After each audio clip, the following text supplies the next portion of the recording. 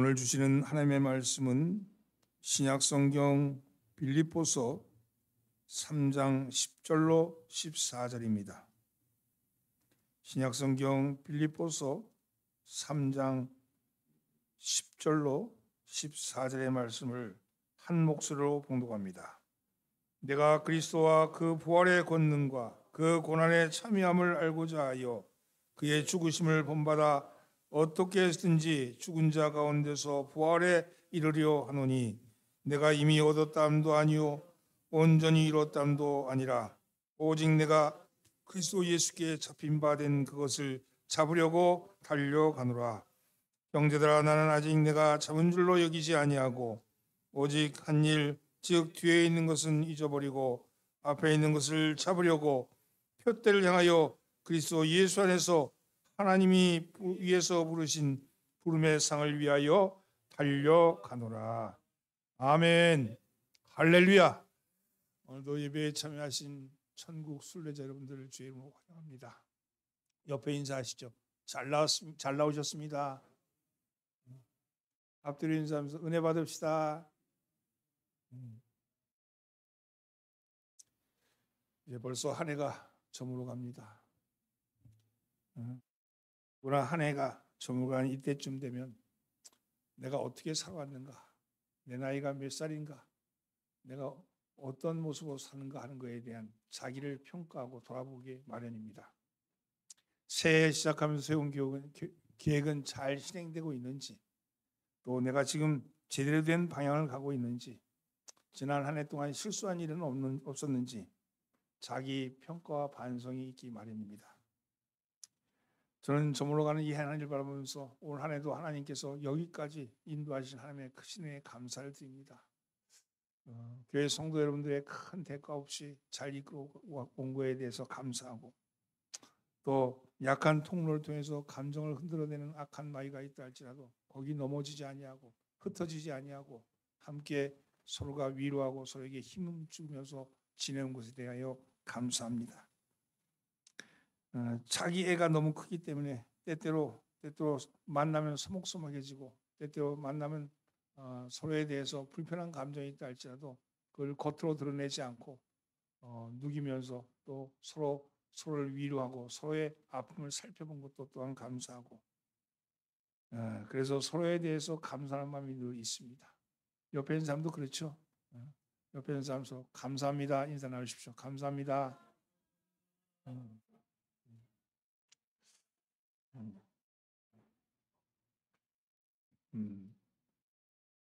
하나님께서 우리에게 주신 그 사명과 삶에 대한 모습을 돌아보면 지금쯤이면 내 삶은 이러이러해야 한다 하는 그런 생각을 가지면서 이렇게 내 모습을 볼 때가 많아요.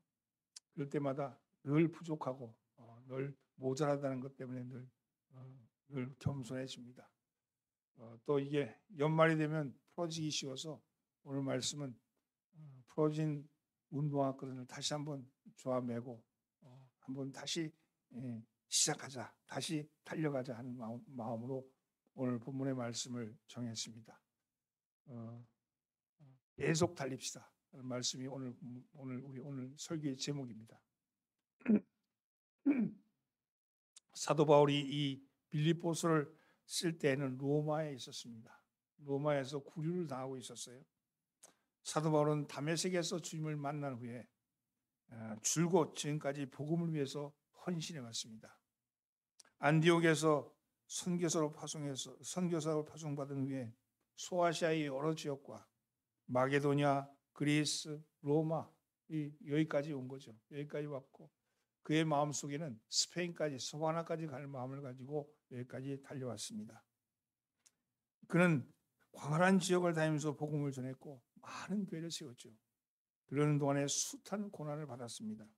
쫓기는 신세가 되기도 했고 굶기도 했고 때문에 매도 맞았고 옥에 갇히기도 했고 심지어 돌에 맞아서 죽었다가 살아난 적도 있습니다.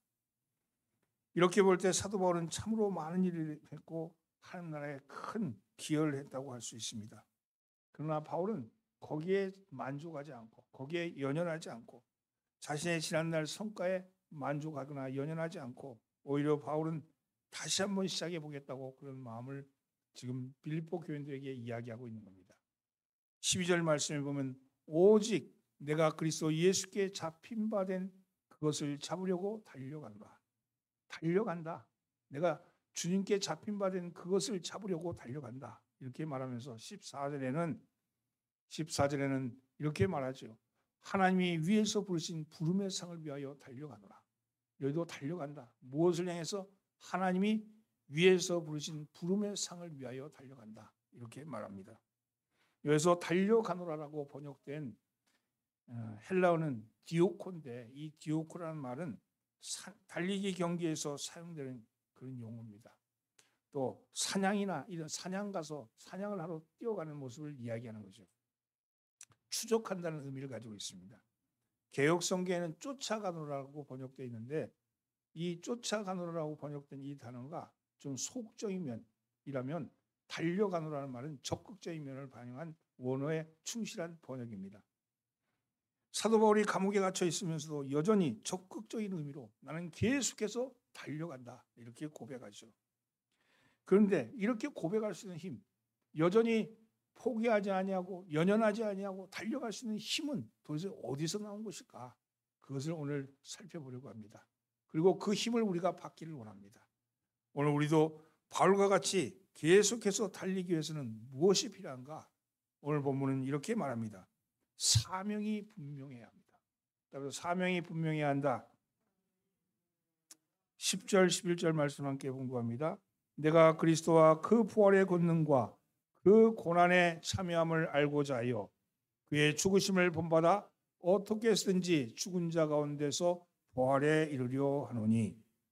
사도 바울이 이러한 고난을 견딜 수 있던 힘은 분명히 자기 사명이 있었기 때문입니다.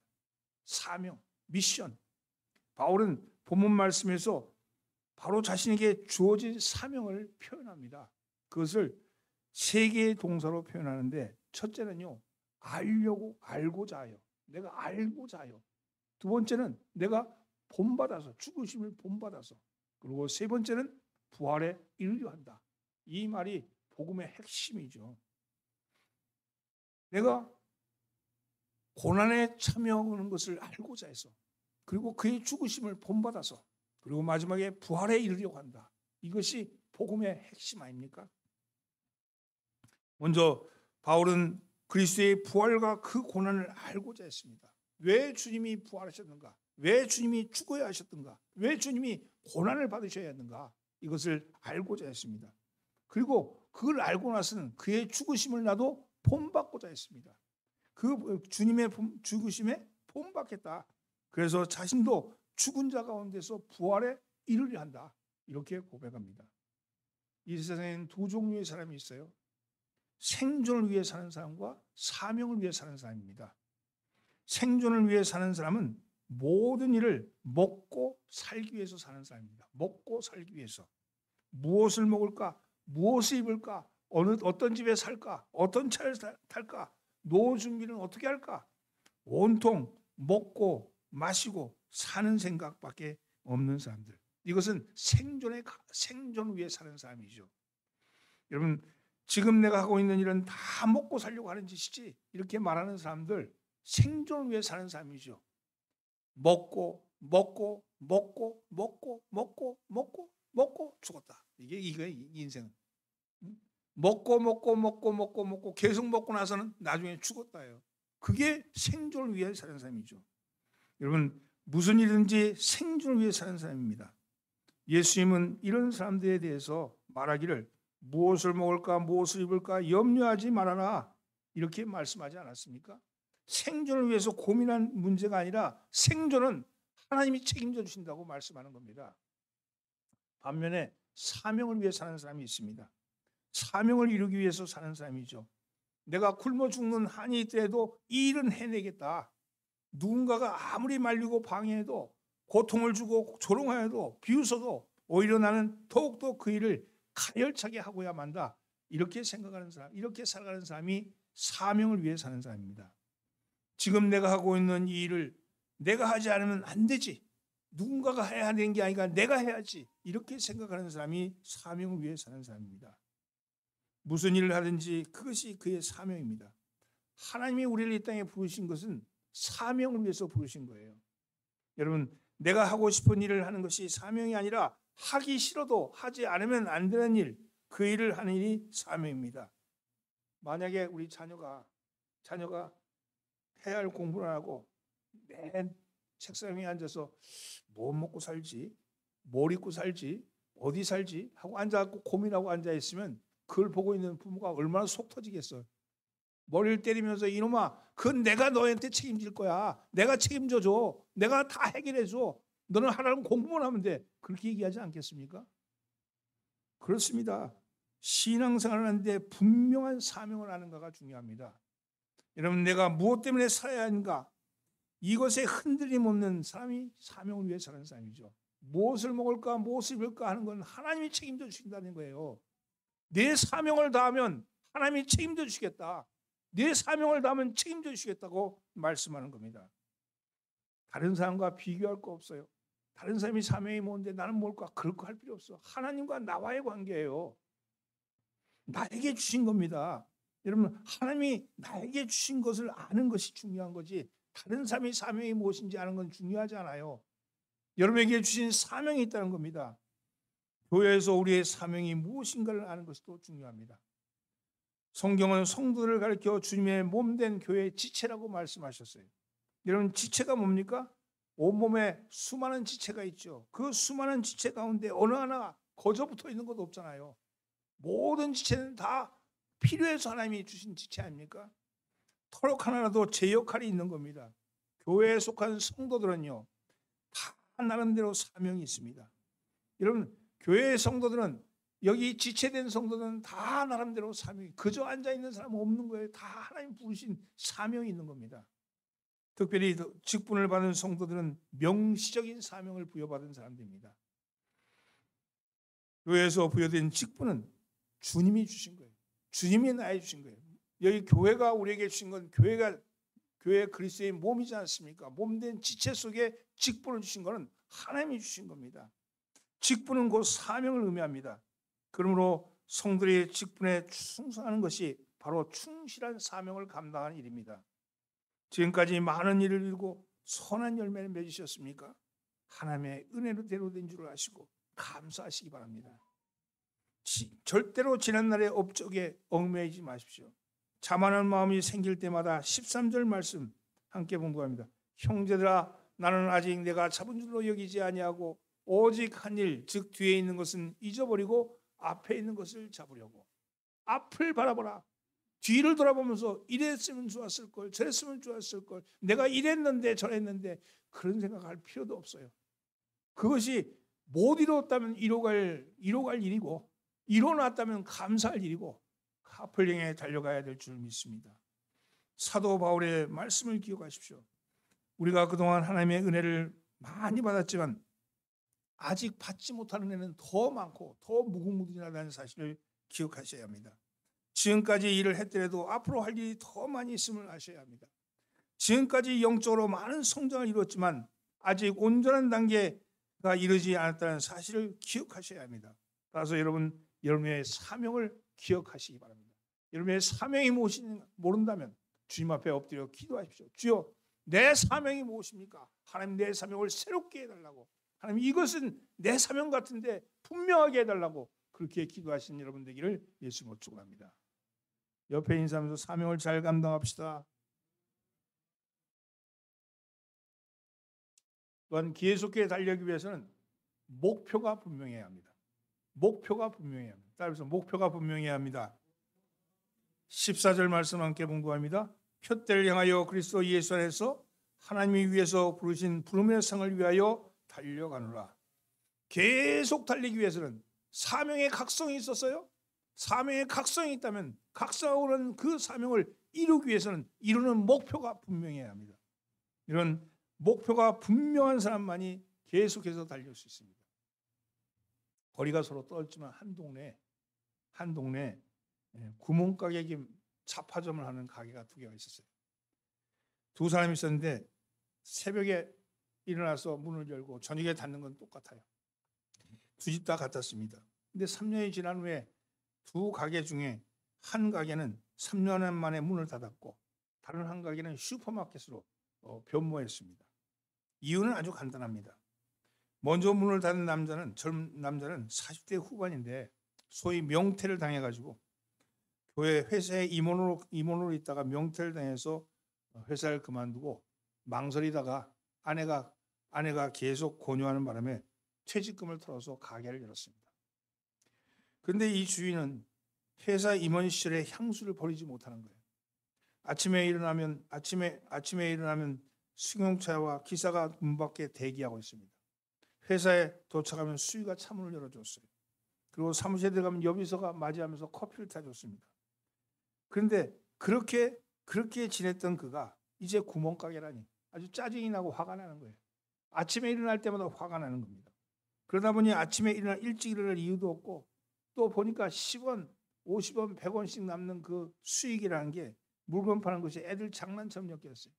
10억, 20억을 달아던 그의 눈을 볼 때는 이게 우스운 돈이에요. 그러니 날마다 때려치우고 싶다고 아내와 다퉜습니다. 그러니 3년이 되자 이 집은 그저 스스로 때려치우기도 전에 스스로 문을 닫을 수밖에 없을 정도로 망하고 말았습니다. 그런데 슈퍼마켓으로 발전한 종업원이 20명이나 불어난 이 집의 경우 역시도 거의 비슷했습니다. 남자는 임원은 아니었지만 역시 회사에 다니다가 가뭄바람이 불자 본인이 명퇴 신청을 하고 퇴직을 했습니다. 그리고 아내와 의논 끝에 구멍가게를 냈어요. 갖고 있던 승용차를 팔아서 용달차 겸 용달차로 바꿨습니다. 부부가 함께 가게를 운영합니다. 중요한 것은 이들의 태도였습니다.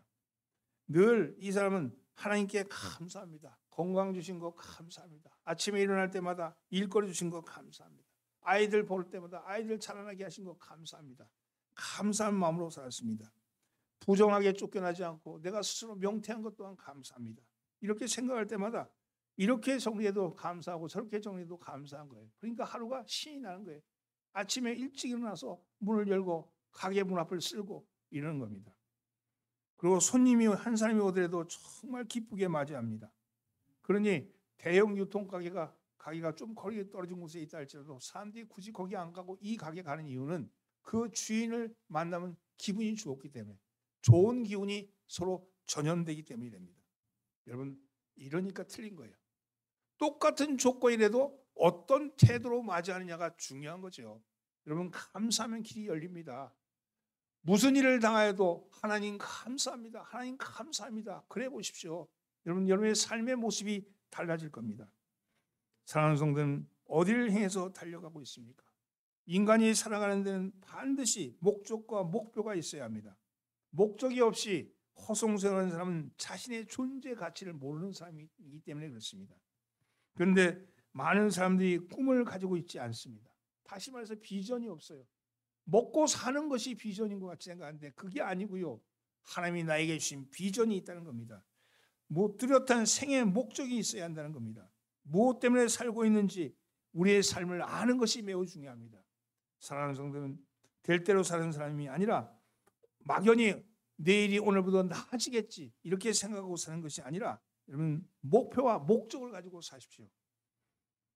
제가 어저께는 우리 그 대학원 종강을 했는데 겸임교수 시절에 배재대 겸임교수 시절에 학생들을 모아놓고 아리스토텔레스의 삶의 목적을 행복이다 이렇게 가르치면서 학생들에게 질문했습니다. 왜 너는 사느냐? 너의 삶의 목표는 뭐냐? 이렇게 물었는데 학생들의 대다수가 요즘 아이들 대다수가 그래요. 목표가 없고 기껏 대답하는 소리가 먹고 위해 산다든지 부자 되기 위해 산다든지 이따위 소리 나고 앉아 있는 거예요. 근데 그러고 있습니다. 근데요.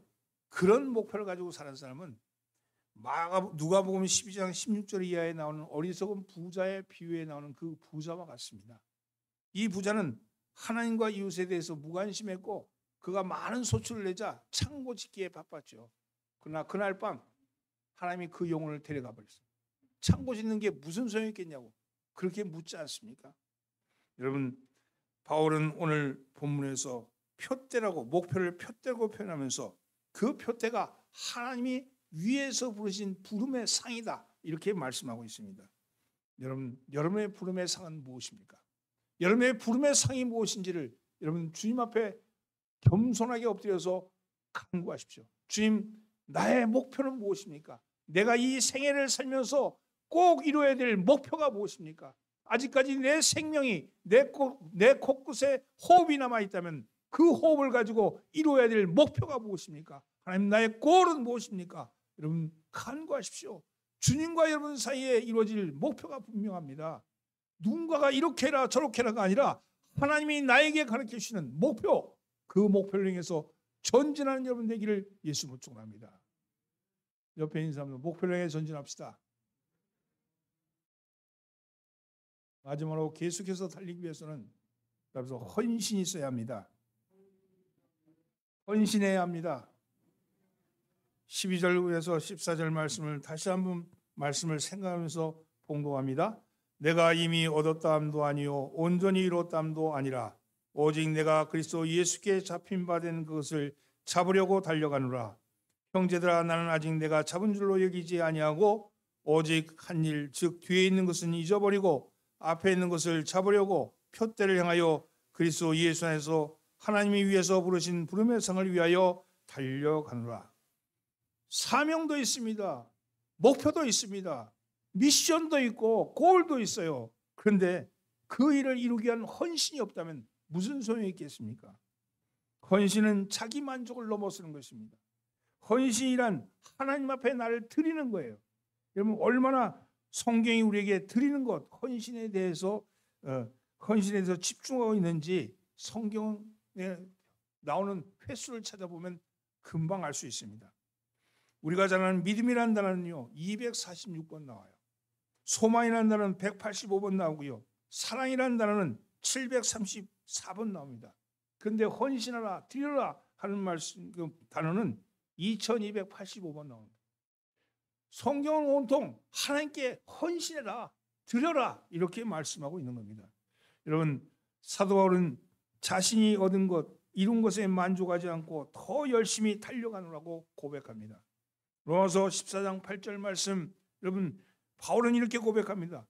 우리가 살아도 주를 위해 살고 죽어도 주를 위해 살아니 그러므로 사나 죽으나 우리가 주의 것이로다. 이게 바울의 고백 아닙니까? 여러분 이 고백이 저와 여러분 고백이 되길 바랍니다. 살아도 주를 위해 살고 죽어도 주를 위해 사나니 사나 죽으나 주의 것이로다. 내가 주님을 위해서 산다.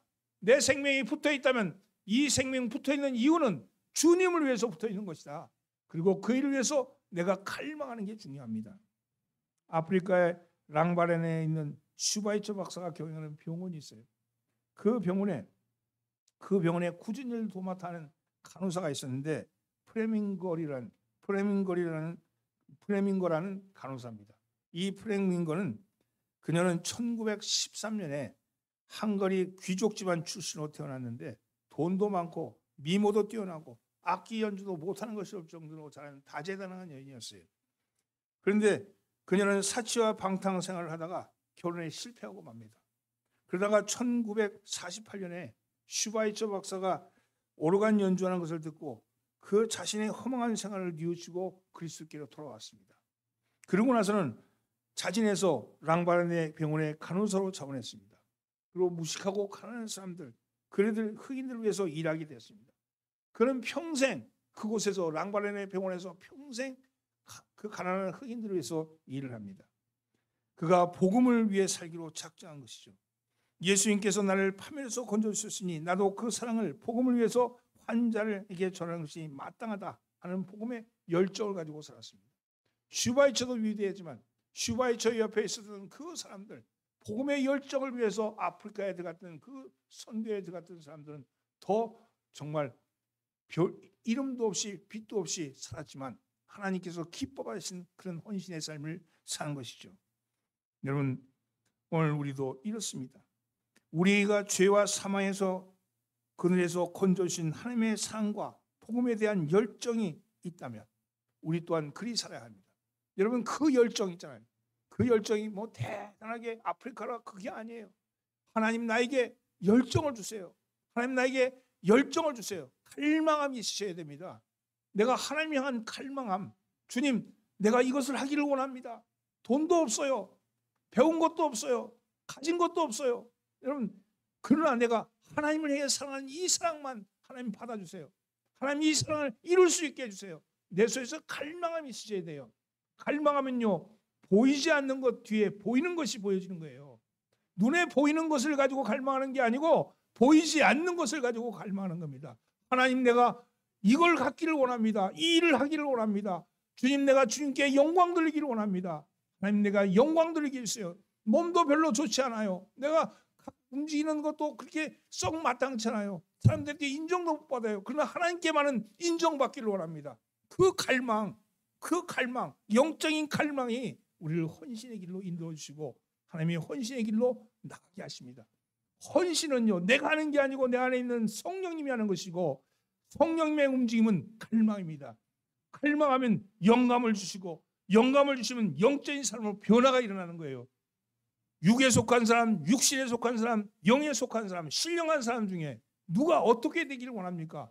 신령한 사람이 되기를 원치 않습니까? 신령한 사람이 되기 위해서는 영적인 갈망이 있으셔야 합니다. 영적인 갈망이 있을 때 신령한 사람이 되어가는 겁니다. 오늘 여러분, 내 겉사람은 후패해가고 내 몸은 점점 사그러져가고 무너져 내려가지만 내 안에 있는 뜨거운 그 헌신을 향한 열망은요, 그 갈망은 꺼지지 않습니다. 그 꺼지지 않는 갈망 위에 하나님께서 놀라운 은총을 부어주시고 하나님의 영감을 채워줄 줄 믿습니다. 오늘 그 영감의 사람이 되기를 예수님으로 축원합니다. 말씀을 정리합니다. 여러분, 딱 한 줄로 정리하면요, 계속해서 달리기 위해서는 사명이 있어야 하고 목표가 분명하며 헌신해야 합니다. 이 말씀대로 여러분 이 한 주간 살아내시기를 예수님으로 축원합니다. 기도합니다. 하나님, 죄와 사망의 그늘에서 건주신 하나님을 향한 사랑과 복음에 대한 열정이 우리 속에 있게 하여 주옵소서. 오늘 우리의 삶이 주님께서 이미 준비하신 삶, 예수님은 흥하여야겠고 나는 쇠하여야 하려고 고백했던 세례요한의 고백처럼 내 안에 복음에 대한 순수한 열정을 가진 헌신의 일꾼으로 되게 하여 주옵소서. 주님, 헌신은 규모의 문제가 아니라 마음의 문제라고 말씀하셨사오니 우리의 마음이 주님께 있습니다. 주님, 사명이 분명해야 하고 목표가 분명하며 헌신해야 한다는 이 말씀이 오늘의 말씀처럼 박히게 하여 주시고 이 한 주간 살아낼 수 있게끔 역사하여 주옵소서. 감사드리오며 예수님의 이름으로 기도하옵나이다. 아멘.